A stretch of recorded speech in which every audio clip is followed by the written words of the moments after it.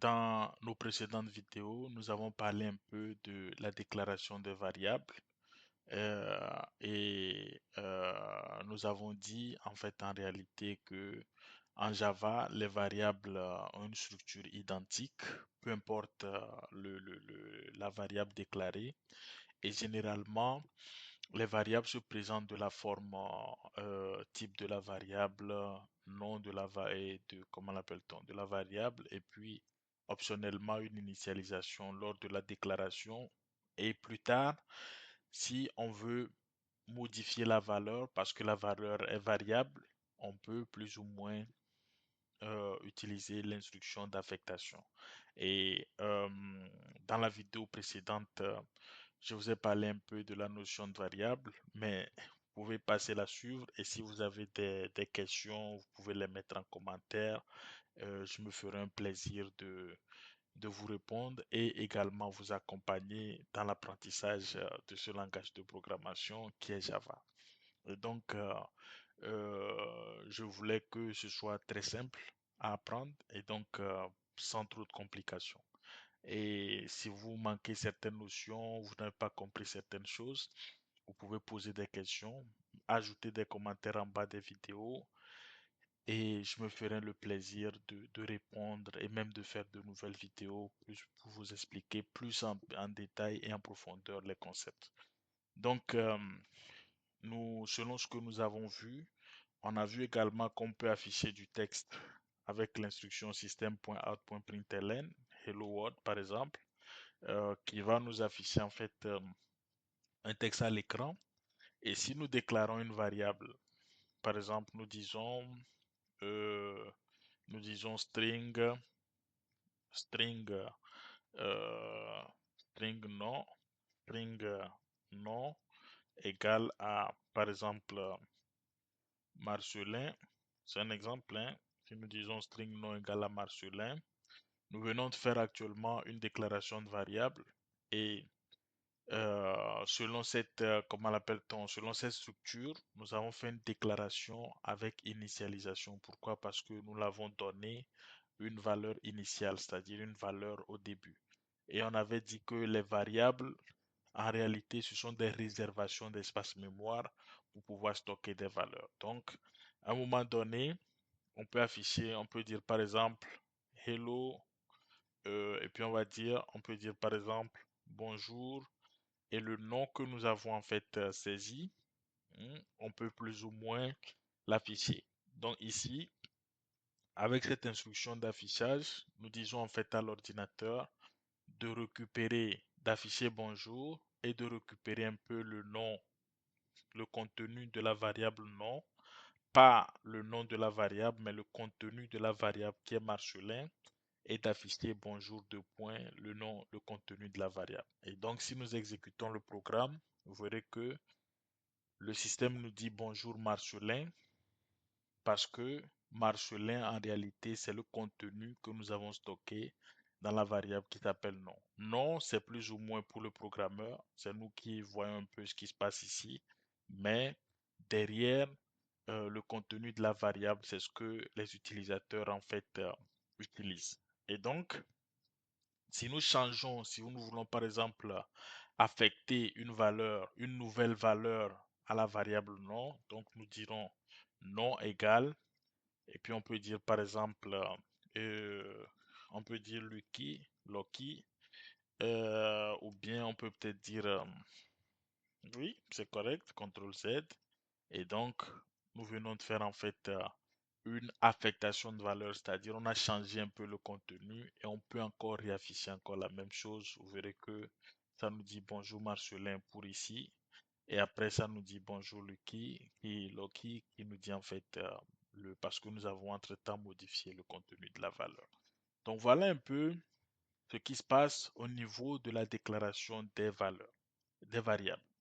Maintenant, une fois que nous avons compris un peu la déclaration des variables, je vais vous parler en fait d'une notion qui s'appelle la notion d'expression.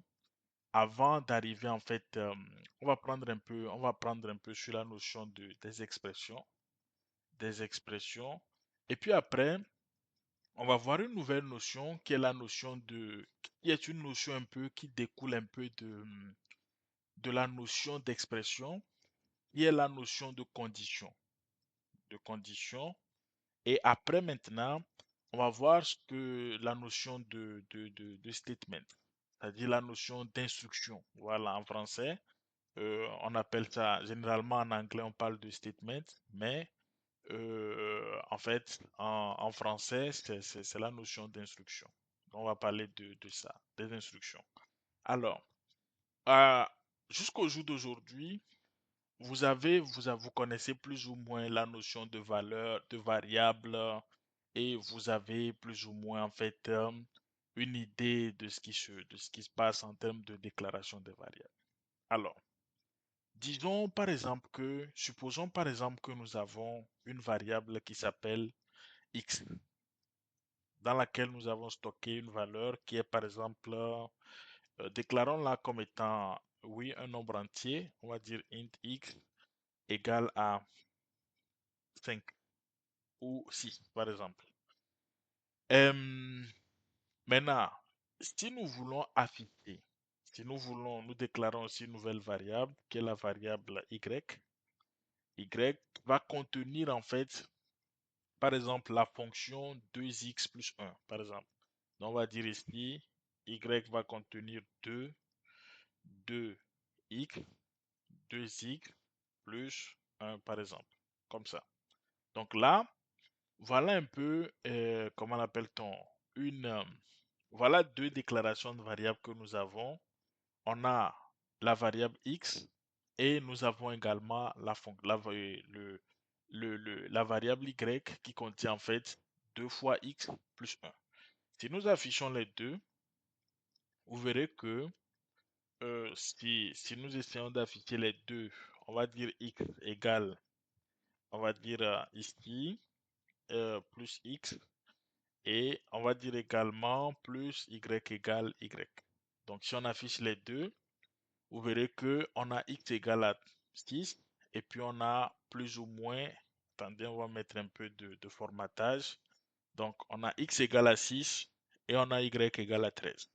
Alors, x effectivement, c'est une déclaration de variable qui contient la valeur 6 et y, c'est une déclaration de variable, mais à qui nous affectons le contenu de x fois 2, le tout plus 1. Donc le contenu de x c'est 6 fois 2, ça fait 12, plus 1, ça fait 13. Et c'est pour ça que nous avons en fait l'affichage de 13 quelque part ici pour la valeur de y. Alors, ce que nous venons de faire actuellement avec y, avec l'affectation de valeur à y, c'est ce qu'on appelle en Java une expression. C'est-à-dire le terme 2x, 2 fois x plus 1, c'est une expression en Java. Et les expressions, c'est en quelque sorte des combinaisons d'éléments syntaxiques, des combinaisons d'éléments syntaxiques pour produire une valeur. C'est tout. Ça, c'est une expression en Java. Et donc, ici, on a dit que les expressions sont des combinaisons d'éléments syntaxiques pour produire en fait des valeurs. Et bien évidemment, c'est ce que nous sommes en train de faire. Nous sommes en train de combiner plus ou moins un élément, une constante, avec une variable. Ça, c'est les éléments syntaxiques. X est une variable. Ça, 2 est une constante.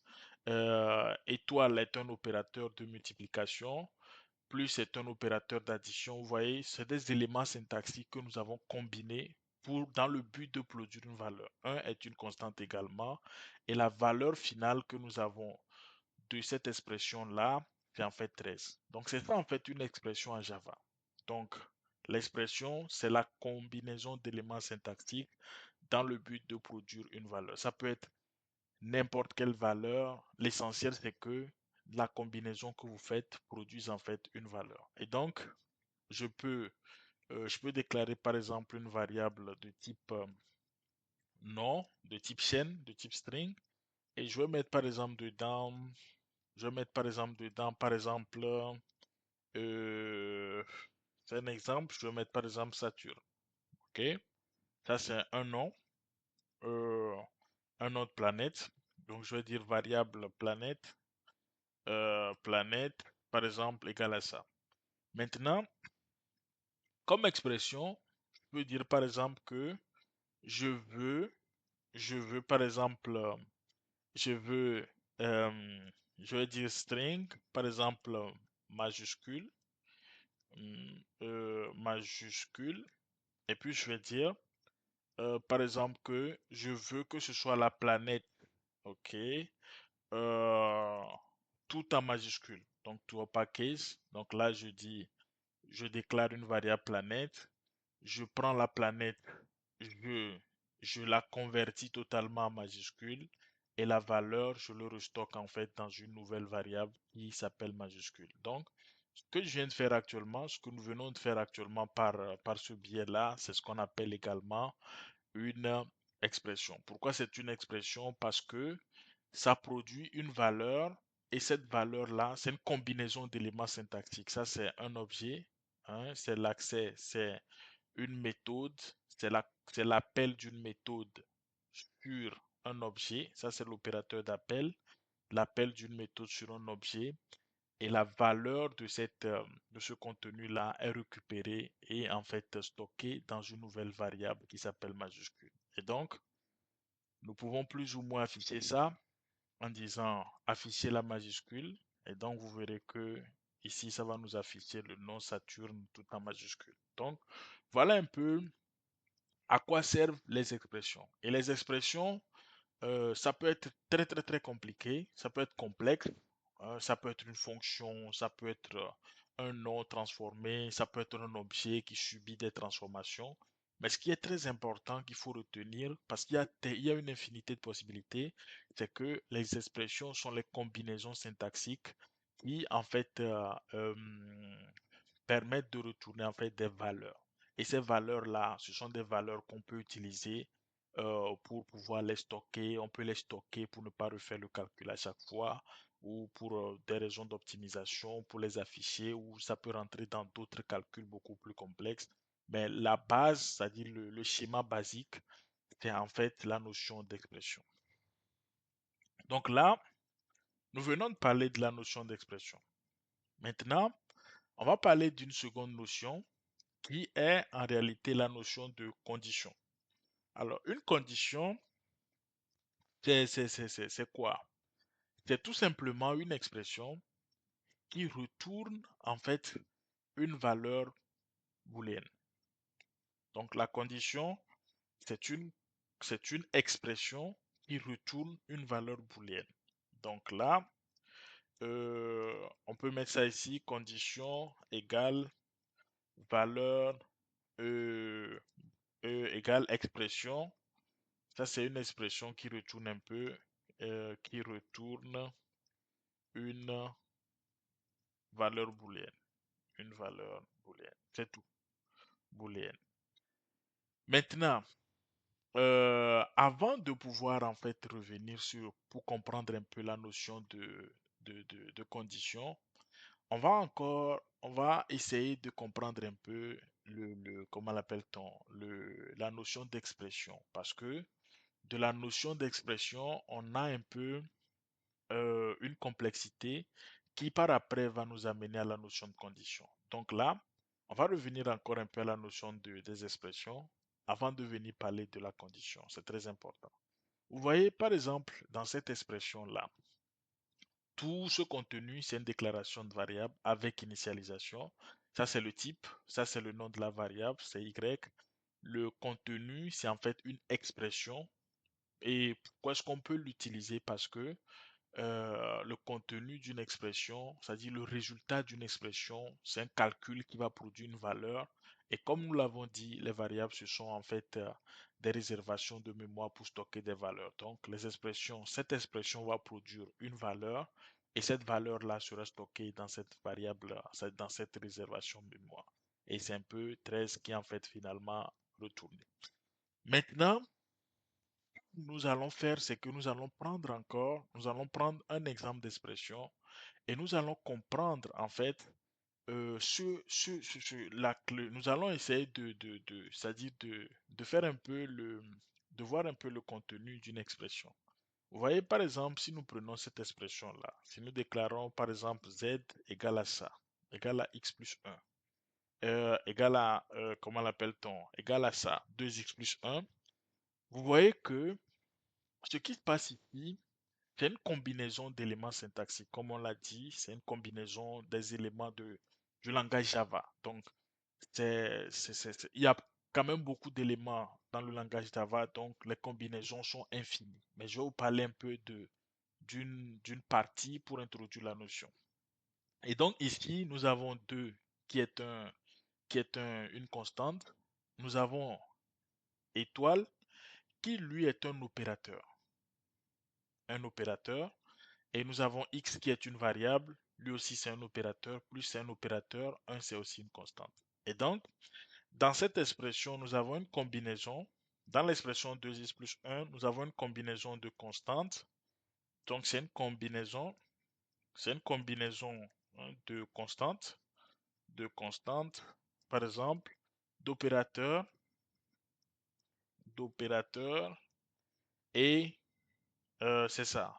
On a principalement des constantes et puis des opérateurs. Donc, ça c'est une constante, ça c'est U, CTRL Z, ça c'est un opérateur et deux variables. Voilà, on peut dire et deux variables parce que, en fait, parce que X est une variable. Donc, on a constante, 2 et puis 1. On a opérateur et puis on a variable. Variable, c'est en fait X en fait dans cette expression. Pourquoi c'est important de comprendre ces notions? Parce que en général, euh, les expressions, ce sont des formules de calcul. C'est un peu une manière de calculer une valeur, de produire une valeur. Donc, les expressions utilisent le plus souvent des variables, des opérateurs, des constantes, etc., etc., et d'autres éléments, des appels de fonctions, des appels d'objets, etc., etc., pour produire en fait des valeurs. Et donc, dans le mécanisme de production de valeurs, il y a une notion qui est un peu importante, c'est la notion d'opérateur. Et l'opérateur, en fait, c'est un peu, euh, c'est un peu ce qui intervient dans une opération. Et dans une opération, c'est en fait, une opération, c'est en fait quoi? C'est l'application, ok? C'est l'application d'une opérande, euh, c'est l'application d'un, d'un opérateur sur des opérandes, sur des opérandes, ok? Donc ça, c'est ce qu'on appelle une opération. C'est-à-dire, vous prenez des opérandes et vous les appliquez en fait une opération. Si nous disons par exemple double, si nous disons, nous déclarons une variable double et puis nous disons double k est égal à 1 plus 3, 1 plus 2 par exemple. Ça, ce que nous venons de faire ici, ça c'est en fait une expression. Mais cette expression est composée de deux constantes et comment l'appelle-t-on, d'un opérateur. L'opérateur, c'est l'addition, c'est plus. Et les opérandes, c'est-à-dire les trucs sur lesquels on applique le calcul, c'est un et 2. Donc un, c'est une opérande, 2, c'est une opérande, et plus, c'est en fait l'opérateur que nous appliquons. Donc l'opération, c'est en réalité l'application d'un opérateur sur des opérandes. C'est très important à comprendre. Si vous avez des questions, vous pouvez les poser dans le commentaire. Je peux même en faire beaucoup, beaucoup de vidéos pour expliquer d'autres facettes de la chose. C'est très important. Et là, euh, c'est important parce que comment l'appelle-t-on, la production des opérations, il y a plusieurs opérateurs. Vous voyez, puisque nous disons que l'opération, c'est en fait l'application d'un opérateur sur les opérands. Donc, nous aurons besoin pour produire en fait des expressions d'utiliser des opérateurs et de faire des opérations pour pouvoir retrouver des valeurs. Et donc, vous voyez, on a plusieurs en fait types d'opérateurs. Il y a l'addition, on peut avoir la soustraction, on peut avoir la multiplication, on peut avoir la division, on peut avoir même le modulo, voyez-vous, et plein d'autres opérateurs. Mais je ne sais pas si vous l'avez constaté, mais il y a des opérandes, ça c'est et il y a des opérateurs qui requièrent en fait deux, qui requièrent en fait deux opérandes. Donc ça, par exemple, l'opération de la soustraction est une opération, par exemple, qui requiert en fait deux opérandes. Donc il lui faut deux. Il lui faut deux nombres pour pouvoir faire la soustraction. Et donc là, dans ce cas, on dit par exemple que l'opérateur, on peut dire que on dit par exemple que l'opérateur de soustraction est un opérateur booléen, est un opérateur euh, binaire. Voilà, pas booléen mais binaire. Pourquoi? C'est un opérateur binaire parce que la soustraction a besoin de deux opérandes pour pouvoir fonctionner. Donc c'est la multiplication aussi est une opération binaire. La division, c'est-à-dire si vous voulez faire la division, c'est également un opérateur binaire, euh, etc., etc. Et donc, euh, nous avons également en Java plusieurs types en fait d'opérateurs. Ça, c'est très important, même en mathématiques en général, il y a plusieurs types d'opérateurs. Et donc, nous avons des opérateurs unaires qui n'interviennent que sur que sur une seule opérande. On va le voir bientôt. On a des opérateurs binaires qui interviennent sur deux opérandes. On a des opérateurs, un opérateur spécial en Java qu'on appelle l'opérateur ternaire. Et on a d'autres types d'opérateurs également qui sont nés en fait de la programmation, qui sont des opérateurs qu'on appelle les bits, les opérations de manipulation des bits, de bit à bit. Mais ça, on va pas trop le faire chose parce que c'est des trucs réservés vraiment pour des trucs beaucoup plus compliqués. Mais vu que c'est un truc pour débutants, on fait un truc pour débuter, on va pas trop parler de ça. On va parler principalement des opérateurs unaires, binaires, ternaires. Et puis, on a d'autres types d'opérateurs également. La liste est tellement vaste, mais on va parler de l'essentiel dont vous devez en fait savoir. Après, vous pouvez rechercher ou commenter pour demander en fait que je fasse peut-être une vidéo sur tous les opérateurs possibles en Java. Et donc, on a les opérateurs unaires, binaires, ternaires, les opérations de manipulation de bits. On a également euh, des opérateurs euh, de comparaison. De comparaison. Et on a d'autres opérateurs également. Mais déjà, je vais vous parler de ces quatre-là pour débuter. Ça, c'est un peu la base dont vous avez besoin pour débuter. Donc, en Java, euh, on peut utiliser des opérateurs, comment l'appelle-t-on, unaire, binaire, ternaire ou de comparaison pour pouvoir produire des valeurs. Et donc, on va voir par exemple, on va voir des exemples d'utilisation, par exemple, de ces genres d'opérateurs dans un programme. Donc, pour les opérateurs unaires, c'est des opérateurs qui interviennent sur une seule opérande.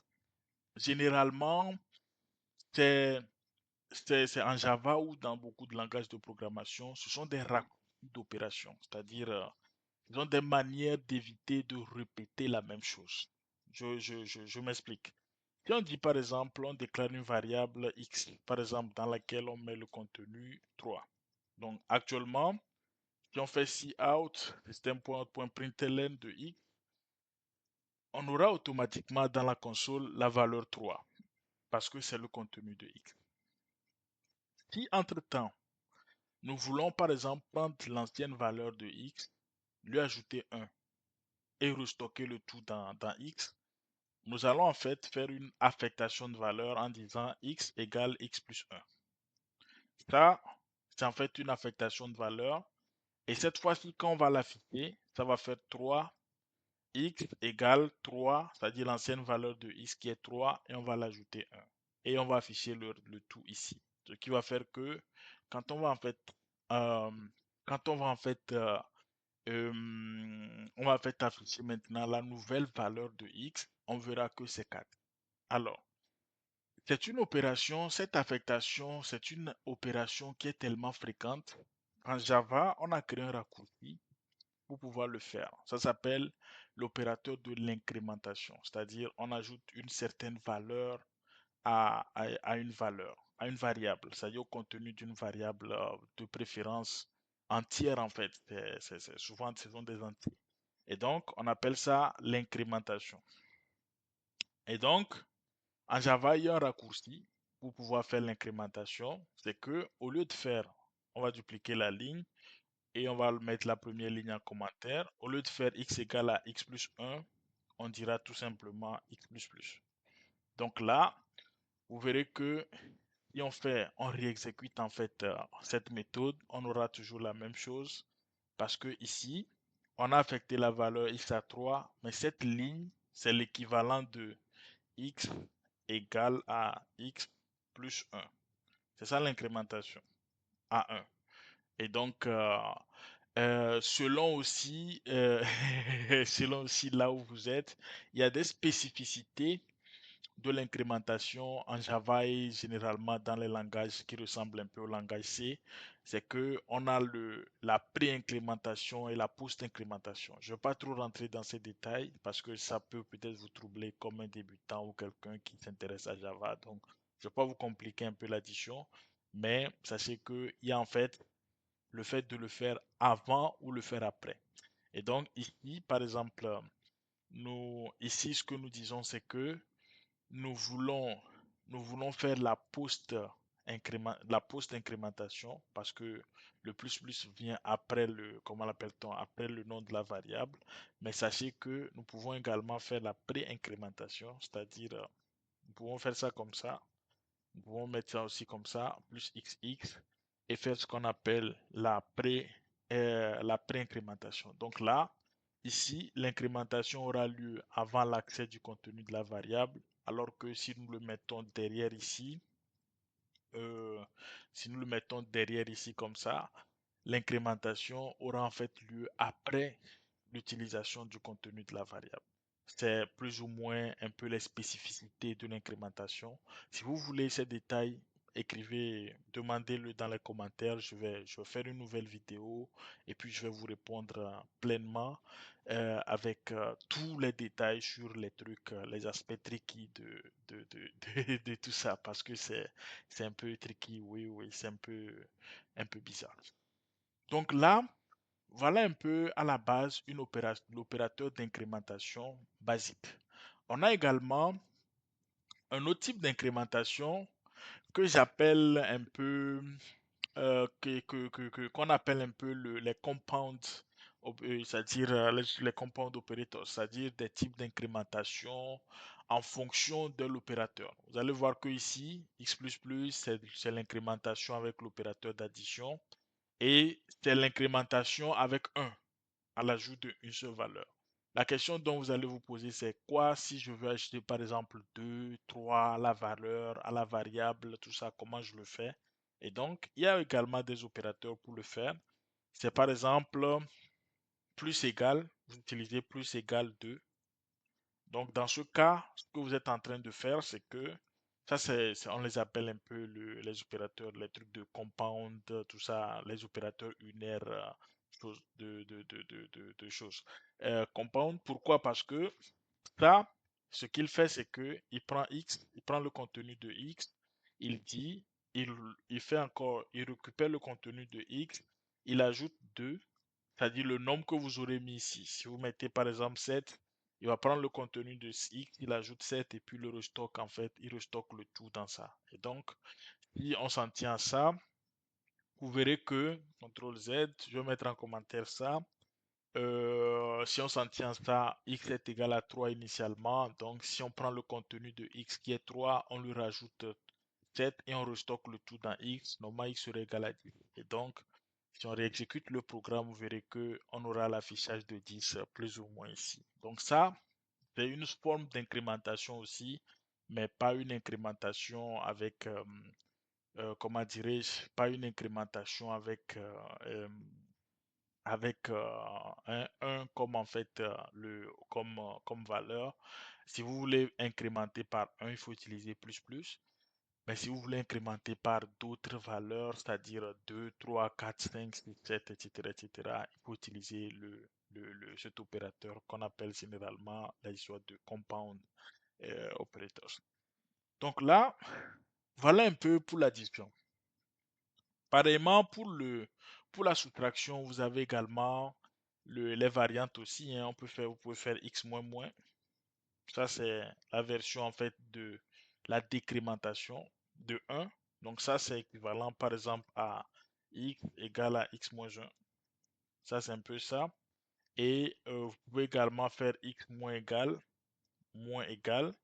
Et vous pouvez dire par exemple 9.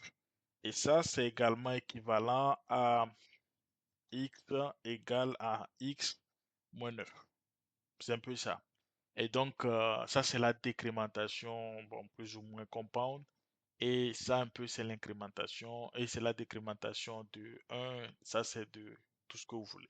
Et pareillement, il y a également d'autres opérateurs. Il y a d'autres opérateurs compound, c'est-à-dire qu'on va aborder aussi dans cette catégorie-là.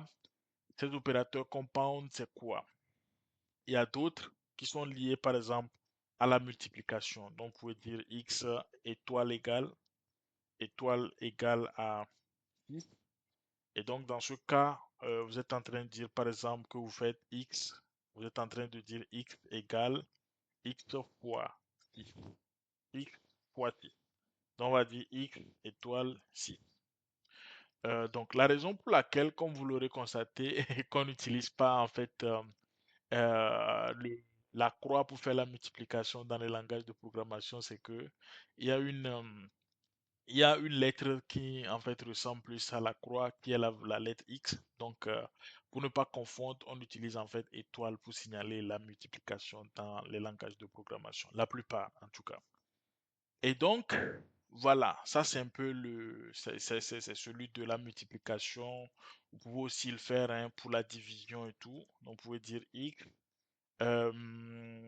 X divisé par, vous pouvez dire X divisé égale à 2 à 3 par exemple. Donc ça, c'est l'équivalent par exemple de x égale à x divisé par 3. Ouais, un peu, donc, euh, vous pouvez utiliser la plupart des opérateurs sur les nombres entiers et aussi sur certains nombres décimaux parce que tous les décimaux ne prennent pas toutes les opérations, mais en fonction du type de données, vous pouvez faire toutes les combinaisons. Vous pouvez utiliser le modulo. Ça va être le dernier qu'on va voir. Sinon, on va éplucher toute la liste. Alors qu'il y a plus ou moins. Donc, vous voyez, donc vous pouvez dire x modulo égale à 1 égale à 3. Et cette expression, tout simplement, est égale au fait que x est égal à x modulo 3. Et donc, c'est le même format. Et donc, vous pouvez prendre la plupart des opérateurs, pas tous, et les appliquer un peu ces types d'opérandes pour pouvoir en fait extraire des valeurs. Donc, voilà un peu les opérateurs unaires. Donc, en gros, les opérateurs unaires, c'est des opérateurs qui en fait interviennent en réalité sur une seule opérande, mais qui sont en quelque sorte des raccourcis d'opérations en fait binaires, hein, c'est-à-dire on prend le contenu d'une même variable, on lui ajoute quelque chose, on lui retranche quelque chose, on le multiplie par un certain nombre, etc. Mais c'est une seule variable hein, qui est plus ou moins en jeu dans l'opération. Donc tout ça, on peut le mettre dans les opérations unaires et ce qu'il faut retenir, c'est que les opérations unaires, ce sont des opérations qui, en fait, interviennent sur une seule opérande en Java. En général, c'est une seule opérande, plus ou moins, quoi. Donc là, une fois que nous avons parlé des opérations unaires, on va parler des opérations binaires. Ça, vous en avez une idée. C'est des opérateurs. Les opérations binaires sont des opérateurs fonctions qui ont des opérateurs binaires, c'est-à-dire des opérateurs qui interviennent sur deux opérandes. Et donc, on peut dire par exemple, int x, int z égale à 2, 2 plus par exemple 3, vous voyez, 2 plus 3. Donc ça, c'est une opération binaire parce que on a 2 ici, on a 3 ici, on a le plus ici. Il y a pas, ça n'induit pas en fait une représentation spéciale. C'est pas comme z égale à z plus 3 pour qu'on dise par exemple, que on soit tenté par exemple d'utiliser l'opérateur z plus égal à 3. Je ne sais pas si vous voyez un peu. Donc on peut pas simplifier un peu ça parce que c'est plus ou moins une opération qui utilise en fait deux opérandes et puis bon, voilà, c'est une opération binaire. Donc vous avez plein d'opérations binaires, hein. Vous pouvez avoir des opérations binaires, comment l'appelle-t-on, de multiplication, de soustraction, etc., etc. Tout dépend de ce que vous, etc., etc. Donc l'essentiel c'est que l'opérant et l'opérateur en fait, soit appliqué à deux opérandes pour pouvoir avoir ça. Et donc, vous allez voir également que la plupart des opérations unaires sont en réalité aussi des opérations binaires, mais sauf qu'ils utilisent en fait une seule, ils utilisent en fait comment l'appelle-t-on, une seule variable. Donc, on a mis un peu des raccourcis et c'est pour ça qu'on les appelle les opérations unaires. Donc, le type d'opération qu'on va voir, ce sont les opérateurs en fait de comparaison. Excusez-moi d'introduire ce sujet avant les opérateurs ternaires parce que les opérateurs ternaires, les opérateurs de comparaison interviennent dans les opérations ternaires. Et donc, si nous prenons les opérateurs de comparaison, l'idée c'est de faire la même chose que ce que nous faisons en disant 2 inférieur à 3, 3 supérieur à 2, etc., etc.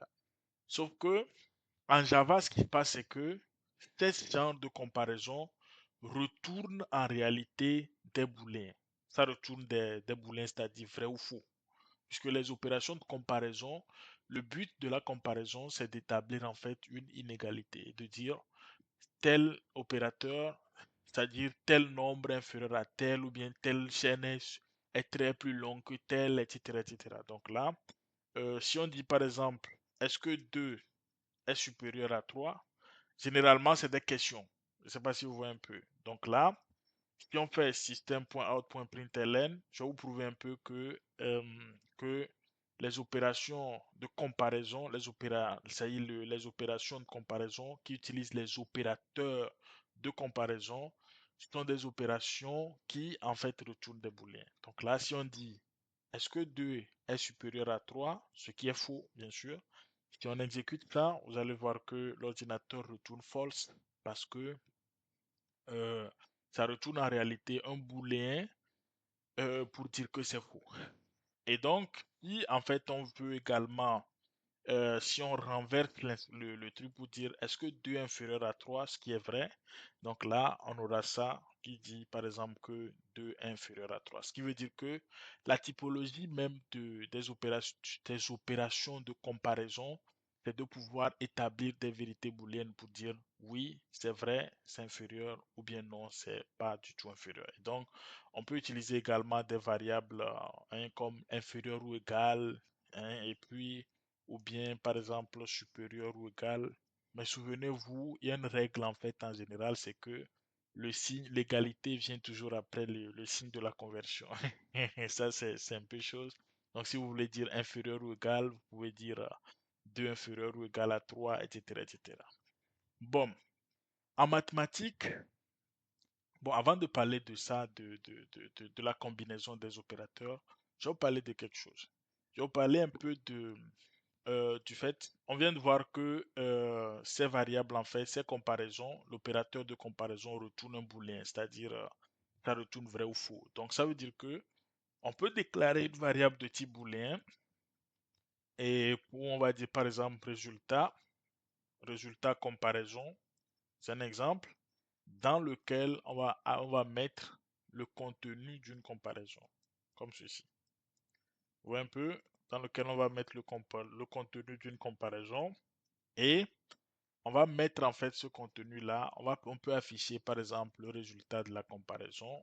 Donc, on va dire, si on actualise ça, vous verrez que effectivement c'est faux.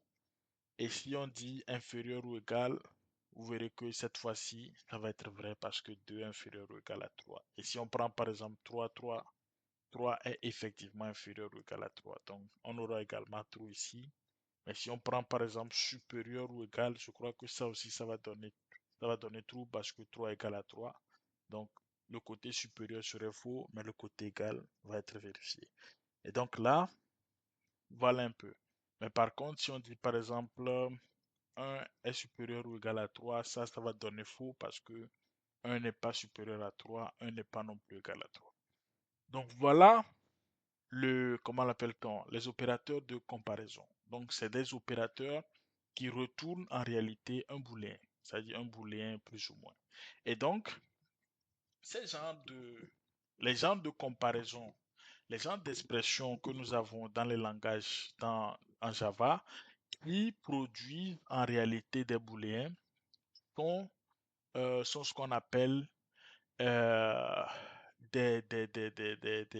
en quelque sorte des éléments de condition.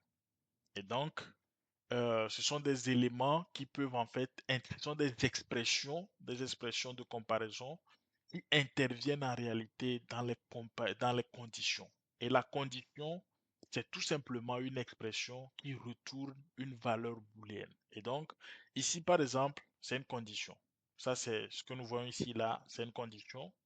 Et c'est une condition. Et donc, voilà. Une condition en Java, c'est tout simplement une expression qui retourne en fait une valeur booléenne, c'est-à-dire une expression qui fait usage des opérateurs de comparaison et qui retourne en fait un booléen. C'est ça en fait une condition. Et les conditions, en fait, ce sont les éléments de base, en fait, de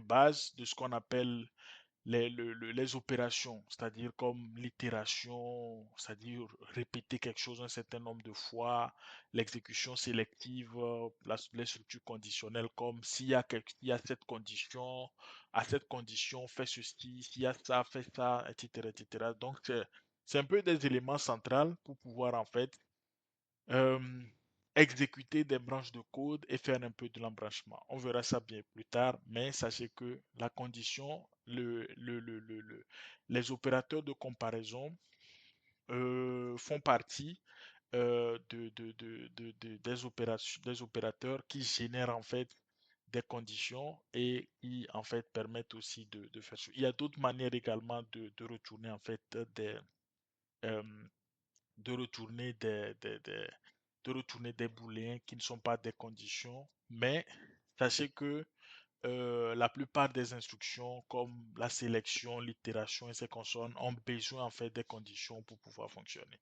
Et donc, on peut retourner directement des valeurs par des fonctions aussi qui vont servir de conditions, mais le plus souvent, on a également des opérateurs de comparaison qui permettent de nous retourner des valeurs booléennes qui permettent de conditionnaliser un peu, de conditionner un peu l'exécution. Et donc, l'opérateur ternaire aussi, c'est un opérateur un peu spécial qui permet en réalité d'afficher ou de retourner une valeur lorsqu'une certaine condition est respectée. Et donc, l'opérateur ternaire, quelle est sa forme? C'est que ça prend d'abord une condition. Ça prend initialement une condition. Donc, on va mettre ici la condition. On va dire, ça c'est la condition, c'est-à-dire l'expression qui retourne un booléen. OK? Et une fois qu'on a ça, l'opérateur ternaire lui-même, il est en fait réparti entre trois éléments. Le premier élément, c'est la condition. Ensuite, on le fait suivre d'un point d'interrogation. Ensuite, on le fait en fait suivre comment l'appelle-t-on, de ce qu'il faut faire lorsque la condition est vraie. Donc, je vais mettre ici, au lieu de oui, je vais mettre vrai. Et ce qu'il faut faire lorsque la condition est fausse. Donc ici, je vais dire faux, ici. Voilà, donc ça c'est un peu la structure d'un opérateur ternaire et c'est assez simple. Vous allez voir, ça paraît compliqué, euh, mais c'est assez simple, par exemple, à comprendre. Par exemple, si nous disons, par exemple, si nous déclarons une chaîne, on va dire par exemple string résultat opération, opération égale. Donc, si nous voulons utiliser la condition ternaire, c'est-à-dire l'opérateur ternaire, il nous faut une condition comme première partie, il nous faut ça comme seconde partie et il nous faut ça comme troisième partie. Donc, on peut dire tout simplement, est-ce que, est-ce que 2 est supérieur à 3? Supérieur à 3. Point d'interrogation. Donc là, on vient de poser une question. 2 est-il supérieur à 3? Si c'est vrai, qu'est-ce que nous faisons? Si c'est vrai, nous retournons par exemple vrai ici.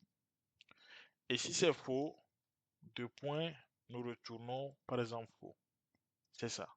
Donc là, nous venons de construire une expression ternaire, une, je peux dire